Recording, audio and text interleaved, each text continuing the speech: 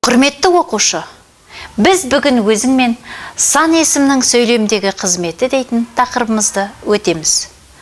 Сан есімде сын есім сияқты сөйлемдегі негізгі қызметі анықтауыш болу.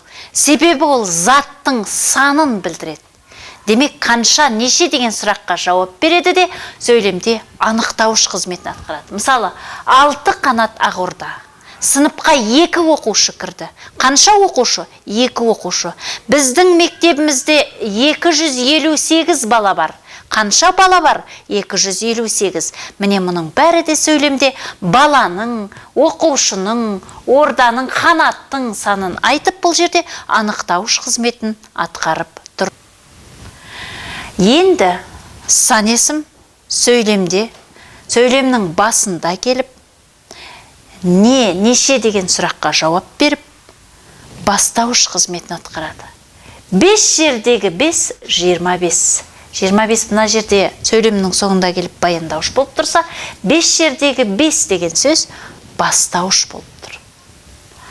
Енді сан есім атау менен ілік септіктен басқа септіктерде тұрып толықтауыш болады.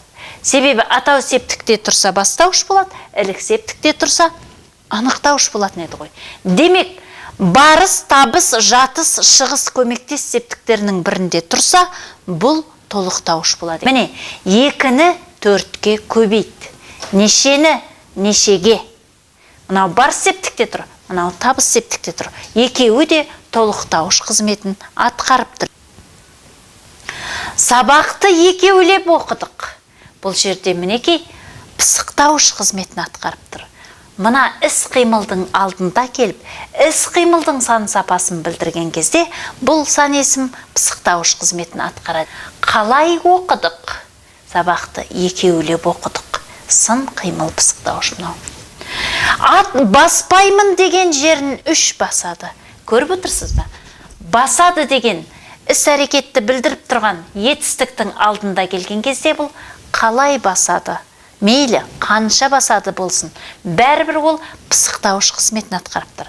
Ал егер басады деген сөздің орнына 3 бала, немесе 3 оқушы, 3 орындық дейік, ол кезде зат есімнің алдында тұрған кезде, бұл міндетті түрде анықтауыш қызметін атқарады. Демек, пысықтауыш болады екен қай уақытта? Іс-қимылдың алдында келгенде, іс-қимылдың санын білдірген кезде. Енді 5-ші соңғы қызметі сан есім сөйлемнің соңында келіп баяндауыш қызметін атқарады. Менің жақсы көретін саным 7.